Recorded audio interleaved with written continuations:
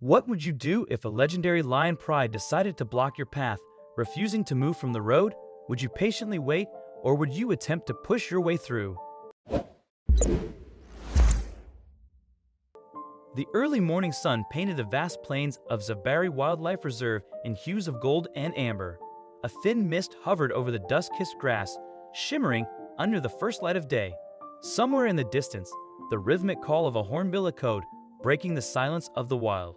Amidst this untamed beauty, the monarch pride, the most revered lion pride in the reserve, made its way across the landscape.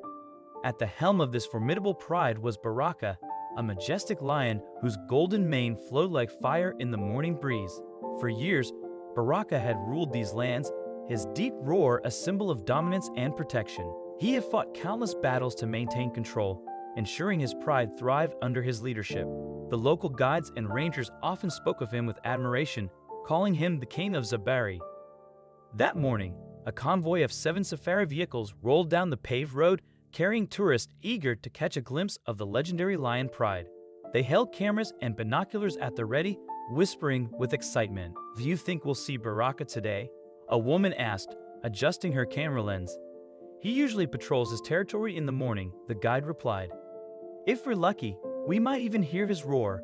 As the convoy rounded a bend, everyone suddenly stopped. The lions were lying sprawled across the dusty road, unmoving. The tourists' excitement quickly turned to puzzlement. Normally, the lions would rise and move away as vehicles approached, but today they remained motionless.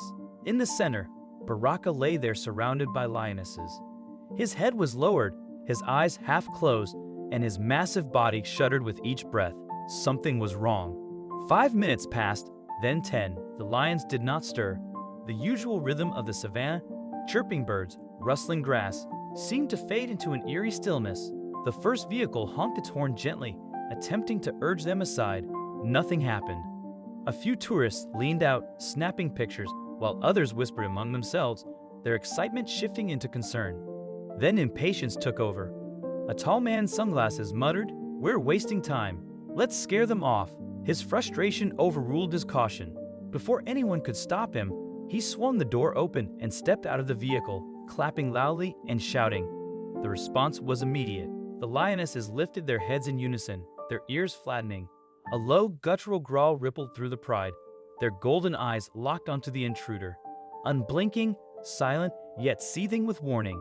"Get back in the vehicle," the guide hissed, his voice edged with fear. "You're putting yourself in danger." The man hesitated, his bravado evaporating as the reality of the situation settled in. He swallowed hard before scrambling back inside, his face pale. The air hung heavy with tension. Something was undeniably wrong with Baraka. The lead guide quickly reached for his radio, his fingers trembling slightly, and called the Zabari Wildlife Conservation Center. Help was needed immediately. 15 minutes later, 2 conservation vehicles roared down the dirt road, kicking up clouds of dust. As they came to a stop, the doors flung open and Ranger Ilias stepped out, his keen eyes immediately locking onto Baraka. Ilias, a seasoned conservationist with years of experience in the wild, could recognize distress in an animal from a mile away. Baraka wasn't just resting, he was fighting to stay alive. Elias signaled for his team to move cautiously. 2 rangers gripped long wooden poles, not as weapons, but as deterrents should the pride grow aggressive. Another ranger clutched a medical bag, knowing they had only a limited window to act. The lionesses sensed the approaching humans and stiffened. Their low growls rumbled through the air like distant thunder. Protective and uncertain, they did not flee, nor did they attack. They simply stood guard over their ailing leader, their bodies tense with instinctual defiance. Elias took a slow step forward and clicked his tongue softly, a familiar sound rangers used to signal presence without aggression. The lioness's ears twitched, their eyes flicking to him, wary, but not hostile. "I need a path cleared," Elias murmured to his team. Careful movements, no sudden actions. With practiced expertise, the rangers inched closer, using their poles to gently encourage the lionesses to step back. The females hesitated, their tails flicking, their growls still present but softer now. They did not understand what the humans wanted, but something in them, some deep-rooted instinct, recognized that they were not enemies.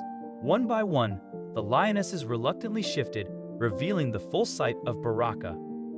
Elias inhaled sharply. The once mighty lion's body was thinner than he remembered. His normally sharp golden eyes were dull, his gums pale, and his abdomen slightly swollen. "Whatever's happening to him," Elias said, his voice heavy with concern, "we don't have much time." Elias knelt beside Baraka, his gloved hands carefully checking the lion's vitals. His breathing was shallow, his heartbeat weak. Years of experience told Elias that this was likely a case of severe intestinal parasites worsened by dehydration. The once mighty king of the savannah, now frail and struggling, lay vulnerable before them. "We need to administer treatment immediately," Elias said, signaling to his team, urgency tightening his voice. One ranger swiftly prepared a dose of antiparasitic medicine, while another readied a hydration injection. Time was slipping away, and every second mattered. With steady hands, Elias injected the life-saving medicine into Baraka's hind leg. A weak but defiant snarl rumbled from the lion's throat as the needle pricked his skin. Though his strength was fading, the warrior spirit within him remained. The pride tensed, their golden eyes narrowing as they watched closely. Their muscles coiled with protective instinct, yet they did not attack. Instead, they hesitated, as if sensing the rangers meant no harm. Elias exhaled softly. "Now we wait," he murmured, glancing at the towering lionesses that encircled them. The fate of the great Baraka and his kingdom rested in the hands of both nature and man. The rangers retreated, knowing that nature had to take its course. The medicine needed time to work, but time was a luxury they weren't sure Baraka had. Minutes stretched into eternity. The once buzzing tourists had fallen silent, their excitement replaced with a heavy sense of worry. Cameras hung forgotten around necks. Even the lionesses, usually indifferent to human presence, seemed to share the tension, their eyes flickering between their fallen leader and the humans who had dared to intervene. Then, a flicker of movement, a ripple of hope surged through the watching crowd as Baraka's paw twitched. His breathing, once labored, deepened. Then, with a slow and deliberate effort, his golden eyes blinked open. A hush fell over the pride. The largest lioness, Baraka's mate, Nia, stepped forward, her nose nudging his mane, her tongue rasping gently over his forehead. The message was clear. "We are here." Baraka's muscles tensed. A groan rumbled from his chest as he pushed himself onto his elbows. Then, against all odds, he rose on his shaky legs. The savannah held its breath. And then, from deep within, Baraka roared. The earth seemed to tremble with the sound, a proclamation of resilience, of survival.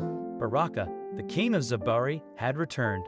The tourists erupted into quiet applause, their awe palpable. Even the most skeptical among them had to admit they had witnessed something profound. Some whispered in hushed tones, while others simply stood in silent reverence, their cameras forgotten in their hands. Elias nodded in satisfaction, speaking into his radio. "Baraka is stable. We'll monitor him, but he should recover." His voice carried a quiet relief, but his eyes lingered on the mighty lion a moment longer, as if silently willing him to regain his full strength.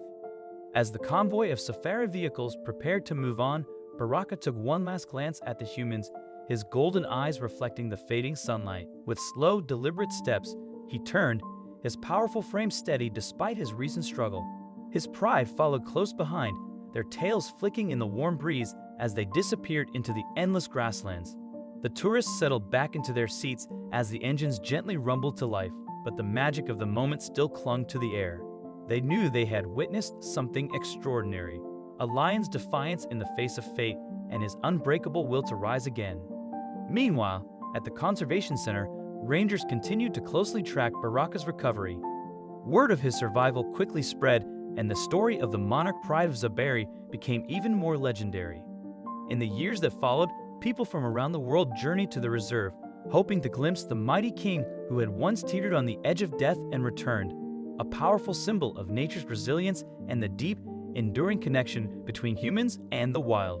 What do you think of this story? Let us know in the comments section. I hope you liked this story. Please give it a thumbs up and subscribe to our channel. Also subscribe and press the bell icon to never miss the update from our channel. Thank you.